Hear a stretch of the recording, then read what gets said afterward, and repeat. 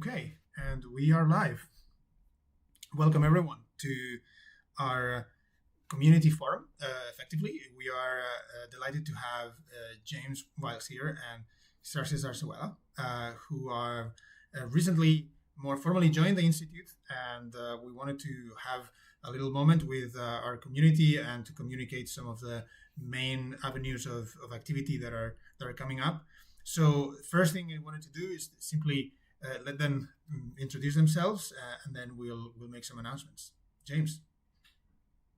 Yes, great. Thank you. So my name is James. I'm effectively leading strategic initiatives at the Institute, and I'm very excited to be creating a bit more structure around what we're outputting for the next year. So I'm very much looking forward to the exciting things that we're doing in the background, and also with engaging with the community a bit more and bringing that to life and sharing those experiences of some really interesting fundamental research and science and innovations that we're making at the Institute. So yeah, already I'm looking forward to creating community engagement with everyone. Fantastic, James. It's great. It's great to have someone supporting that role because, as many of our community members would notice, that's something that we struggle to do with consistency because we are busy at research work and with all kinds of background stuff. But now, hopefully, we're gonna get much more into a rhythm. But before we make any announcements in that direction, Xerxes, please. Hi everyone, I'm Xerxes. I've already been, before joining the Institute more formally, I've mostly been involved with the Wolfram Physics project since it actually started in 2020, and I've been mostly associated to Wolfram, the company. But now that the Institute is really growing and becoming a kind of standalone scientific body on its own, I'm very happy to join to help with the academic affairs and its research program related to physics and mathematics. Fantastic. So yes, we wanted to have this shorter live stream, essentially to present James and Xerxes to you all as part of the institute. I continue to be here. I am a mathematics research fellow and sort of strategy person, looking out for ways in which the institute can grow and building collaborations. I've been working with several academic institutions. We've been looking at making some deals with some non-academic research institutions, but everything in due time, it will be announced. So today we wanted to have a sort of our official announcement that the community activity is resuming. So as many of you are aware of, we like to have a glass wall policy so that everyone who follows or is interested in the research that happens at the Wolfram Institute can have a peek and see what's happening. So do expect regular life science live streams where we essentially do work sessions. This is very much in the culture around Wolfram of sitting with some code or some virtual blackboard and essentially making some progress on some areas of work. So you might remember that we had a lot of work on hypergraphs. We had a lot of work on observer theory. We had some work on infrageometry before the holiday break. So all these directions you can expect to resume, but also some new directions that are going to be led or worked on by some of our new recruits. So maybe James can tell us a little bit more about the new directions that we're going to be expanding on. Yes, for sure. So I'm very excited about this one. It's something that's quite close to my heart. But effectively, the Wolfram Institute and a lot of the activities that we're going to do now has a new branch, and that is artificial intelligence and the philosophy around that. So this is a somewhat less technical approach to the concept. We are trying to figure out what is the right ways to think about it. And the right level at which to consider artificial intelligence is the philosophical level, because that is the basis of which further ways of thinking about this very important new development in our society can be thought of. So this is a new stream. And what's nice about it is maybe those people that are not the best with mathematics, but are very good on more abstract concepts can now join our community, and that will be a very interesting branch which we will pursue. So the philosophy around artificial intelligence is the nice big announcement for this year. Definitely, yes. Some exciting developments in that direction. Xerxes, what topics are you looking forward to, and you're going to be maybe personally working on, and you expect to see within the institute in the coming months? Well, I mean, a lot of exciting, a lot of exciting activities are going to come up. I mean, first of all, there will be these meetups with Stephen, where Stephen will have certain uh, there will be certain themes that he'll focus on at different months in the coming until the summer, from now till summer, maybe 2 3 such things. It could be a specific topic, it could be on AI, it could be quantum, it could be something to do with foundations of relativity, etc. And on these focus topics, Stephen is planning to contact all the network of people that we have in the institute and the summer schools and bring in those who might be able to contribute. So you'll some of these meetups will be online, some of them could be in person, depending on location and all those things. So it'll be a great opportunity to brainstorm for researchers, students to brainstorm some really exciting new things with Stephen, and perhaps even start new research projects. Yes. That's the whole point. And apart from that, we are going to have, just to put the word out there, we are going to have the annual Wolfram Summer School, which will begin on June 17th for physics people and June 23rd for the rest.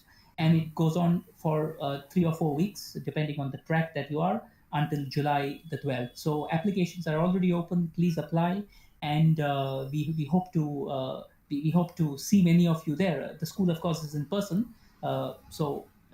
it's a great kind of opportunity to meet people at the Wolfram Institute, the Wolfram Company, Stephen.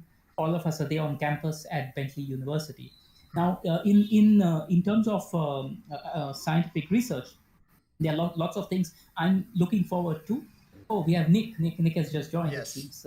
Right. There are a lot of interesting topics. I'm looking forward to working with several people with several affiliates of the institute. So just for some of you may know about this, but when we had the Wolfram Physics project, we had an affiliate program where students, university students, researchers who had either come to our summer school or who had been in touch with us for research or academic matters, they continued working with us, collaborating with us, and their home institute, etc. So we'll have some version of such a research affiliate program where various people who are academics, industry-related people, science and industry kind of research, humanities, philosophy, etc., who want to be in the network of our institute but may not necessarily have the time to join as full-time fellows because they are part of a PhD program somewhere or doing their education somewhere. Then there will be an opportunity to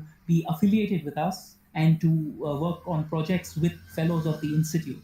And there, I think there's a huge possibility of lots of new things that can be explored in let's say in foundations of quantum theory. That's something that we are very keen on. In foundations of space-time, discrete methods of space-time, quantum gravity, and of course on several other topics. But these two are things that are closest to what I'm doing on. Of course, there's also one more thing that I think is a pretty interesting topic, though I'm not sure where to fit in. It would be foundations of consciousness science. Mm-hmm. There may be many of you out there, and this is a very interdisciplinary research program. People approach it from physics, mathematics, neuroscience, philosophy, computer science, many different perspectives, and there are many eclectic kind of thinking people who are working in some of at the kind of boundaries of these disciplines. Mm-hmm. This institute is really meant for that kind of thinking, Yep. where we kind of really, we are not siloed in specific domains or doing research because there is a particular project which has to just be done one way or is funded by one source, etc. We are looking for things that are at the interface of many ideas so that we can cross boundaries and make progress. And we hope to do that with many of the people in our network, with the affiliates and with the fellows. That's right. Very exciting. That's very exciting, Xerxes. And to give everyone some context or example of like Xerxes just mentioned as a future thing to come, many of you might remember that we ran the Hypermatrix workshop last year. And following up from that workshop, I made contact with Josh Kershaw, one of the one of the participants. He is a professor at the University of Colorado Boulder, and his work specializes on tensor algebra, on numerics of tensor networks and tensor methods in physics and mathematics. And since we've been working together, and he's very interested in becoming an affiliate of the Institute or even doing a sabbatical stay with us at the Institute. So that's one of the examples of the things to expect. And I'm very happy to have Xerxes also mentioning this consciousness science angle, because I think with the new avenue into AI and philosophy, I think that's a very natural route to go down to. And Nick would remember that last year in many of our community forum meetings where we were just discussing more philosophical stuff. I mean, AI was booming, so obviously it was a big part of the conversation. So it'll be great to have it more as an official topic within the Institute. I think many of us have strong thoughts and many interesting things to offer. So Nick, we were just doing a round of presenting ourselves to the community, specifically James and Xerxes that are new to the Institute in a way. But we were just mentioning what avenues, what directions of work we're excited about, and things that people watching and people following the Institute activity can look forward to. So please go ahead. What I'm excited mostly is some foundational quantum work. So I guess the same way Xerxes does. So, but in a little bit different direction. I kind of exploring how it relates, how usual quantum origin and foundations can be expressed using probability theory, because it's more natural, can be transformed into how we think about it using multiway systems and just branching stuff, right? So I'm looking towards like how all of those phase space representations and how you can do quantum theory there in discrete and continuous cases, and maybe thinking how to also code them up in our quantum framework, which I think is very important, so that you can actually compute it and experiment in the notebook. So that's what people can look forward to, some new implementations of like phase space representations and other stuff related to that. Well, besides that, I guess that our hypergraphs and multi-computation Paclets also going forward and developing a little bit slower, but still. I think just to mention that these are open source, which is great, and that's an important aspect of development. So we have a GitHub for any of the developers out there. Star it and follow the developments there. Mm-hmm. It's open source. You can find them on GitHub. You can even contribute it. Yes, I'll be happy to accept some pull requests, even if they're not very well developed. I'll make sure to look into them and maybe fix them up so that they work if they doesn't and all that. Yeah. Yes. So please contribute. Fantastic, Nick. Thank you very much. So I'll give my piece myself. As Nick mentioned, I've been involved in this hypergraph Paclet development, and mostly on the side of theory and what its intended applications will be. So I'm very excited to be able to say that we are at a stage where this tool is ready to be used as an educational platform or an educational, I guess, framework to teach network theory and to teach hypergraph theory. And this was my intention. And in following streams soon, I hope you will be able to see that we focused on having a visual interface as this was one of my requirements. I said we should really, if we're going to believe in this hypergraph approach, we need to be visual. We need to be we need to depart from the inline code sort of mode of thinking. Although obviously all the code we do in the end is going to look like that when we do it in the sort of the back end, but the user experience needs to be very graphical. It needs to be very directly networky in feel. So that's something that the Paclet does well. To my knowledge, there's no real competition out there where you can. There are some websites that allow you to do some applets and things with networks for illustration purposes, but things that actually allow you to compute the kinds of things that I'm actually working on at the moment, where soon I'll be able to have a function that gets a diagram as an input, which you can actually draw with a little widget and outputs a function that computes tensor algebra contraction. So effectively, you could do a very complicated machine learning like tensor operation with many composites simply by drawing a little diagram. And that you could control very, very intuitively what kinds of linear operations are happening. And of course, this connects with my personal research program on higher Arity mathematics, which of course connects to the broader theme of meta mathematics that Stephen initiated a couple of years ago, and that wanted to go into these broader directions. So I am also working in that direction. I was very happy to receive a stay at the Hausdorff Institute in Germany for 2 weeks. So I'll be attending there a conference called, it's actually part of a trimester on the future of the formalization of mathematics. So I'll be doing a workshop on bridging the formal and informal. So that's precisely what I think the Hypergraph Paclet does great, because it allows to, it puts on the hand of the user this idea of symbolic computation, but it does it in a purely visual way. So you don't really need to know a lot about formal languages or particular programming languages to know that, if you have a node with a link here and it transforms into that if you see that pattern again, that's going to happen the same thing. So anyway, we are working on that direction, and I'm very excited to be offering the pure science, so the pure mathematical research of the hypergraph development. As many people know, but I will relate it here again, hypergraphs in complexity science and what people call higher order networks are a absolute hot topic at the moment. It's one of the racing topics, has been for a couple of years in the network science community, and it's expected to keep growing. And when you see what the conferences around the world on network science and complexity science are nowadays, they are dominated by this idea of hypergraphs and how to encode higher order interactions and so on. So of course, this is a topic that that is very close to my heart. This is what brought me into contact with the Wolfram sphere to begin with. And one of my claims to fame is that I was coincidentally interested in hypergraph rewriting, not connected to the physics project. So meeting Xerxes and Nick and all these wonderful people was due to more or less a serendipitous coincidence that I was, looking into these particular algebraic questions, and suddenly they were looking at this other thing of modeling space-time and physics with this rewriting.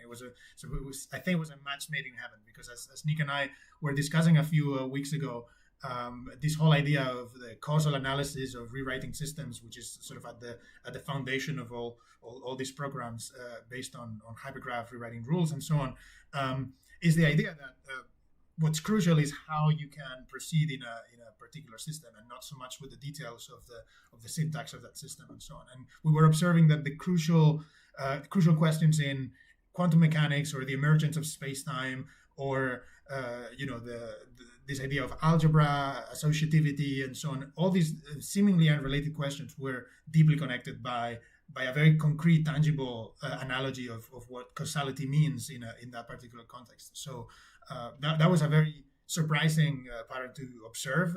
I did not expect, when I joined the institute a year ago or so, to see that kind of coincidence, to see that kind of confluence in approaches. So anyway, just to restate my enthusiasm for this project, and hopefully with James's help, we're gonna get on track in all our organization, and we're gonna have a very successful run into all this fascinating science that is to come.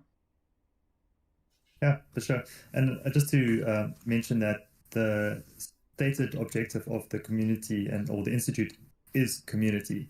So we are trying to form a collaborative atmosphere, and the idea is that we have a lot of very hardcore science happening in the background, and the researchers and the fellows are doing some very interesting things. And I've just made a note of some of those topics you've mentioned there. I'd like to share them on the YouTube link afterwards. Yep. So people who are listening to the Wolfram Institute live streams can actually go and do some further research themselves, and start reading up about some of these very interesting topics, and topics that are going to become more and more relevant to advances in science and mathematics in coming years. So that's very important. But while the research is happening, the interaction with the community and people who are looking to get involved and be part of this new unfolding of ways of doing science and mathematics can actually join.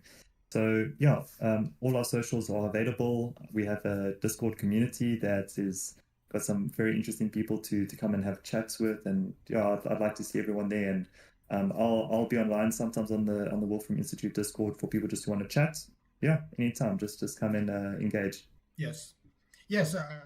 Thanks, James, for reminding every one of us about the community angle, because that's something that some of us that are busy on the research side of things maybe don't remember as often, and sometimes when there's less priority, we sort of fall off on the regularity there. That's I think fantastic to get back and to have as a primary focus. And I should say that the experience with interacting on online communities is really one of the aspects that the Institute, I think, is positioned to do really fantastically. I've been in situations with other associations where there were really sort of old-fashioned administrators wondering, but how do you get people to, how to get people interested? And we have all this online content, but that costs money, and how do you get eyes on it when it's so expensive? And at the end of the day, I think we have the advantage of having the interesting science on our side. We can. It's not that we have to sell anything. We say, well, we are investigating these questions, and people are naturally very drawn to these questions because they are, forefront of science and forefront of current technology kinds of questions. And so the fact that you can have a place where we function effectively as a more or less traditional research institute, in the sense that there is, many of us are, toiling away on our code or our blackboards and writing papers and going to conferences and so on. We nonetheless have the spirit of more perhaps like a tech company, and obviously we are very closely connected to RAI as the company. So it's no surprise that we have this sort of privileged position to approach the problem of how do you do community, how do you do outreach and sort of public goods for science kind of value generation when we are naturally online, when we are naturally international, open, and so on. And this has been, for viewers that are familiar with us, this has been the common thread since the very beginning. Many will remember that we've had different styles and different paces and styles of communication, but from the very beginning, it was always part of the mission that the Institute is open, and you can come and interact with us, and you can expect close collaboration if you're up for it, and there's availability of sort of organization in our end. Yeah, it feels like this is almost a academia 2.0. Yep. Something like that. It's innovation in a place that where innovation is done. The way of doing innovation can also be innovated. Yes, for sure. And exactly. And that's at a personal level, I'm super excited to be in this position, because I deliberately left academia sort of in a professional capacity a couple of years ago. Not that I have rejected academia in all its ways or anything, but I did deliberately leave it to make the bet that I could maybe find a way to do this research. And to me, it was directly because the research was very novel. It was very disconnected from my previous research. So all this academic style of building momentum and building sort of a name for yourself in different fields, I couldn't really build on it, right? I couldn't really use it. So it's fantastic to see that we are materializing something that can host these kinds of initiatives. Absolutely, yeah. I think we are in that position. Great. So yeah, that was a good start and a good little sneak peek of what to look forward to for the rest of the year, at least coming up until summer. I'll put the link to the summer school there as well. This will be the in-person one. So yeah, there's a lot to do. There's a lot to do. Any final thoughts, Xerxes or Nick? Not for me. Yeah. Great. Sweet and short. All right, everyone. We'll see everyone soon. See you soon. Bye. Bye for now.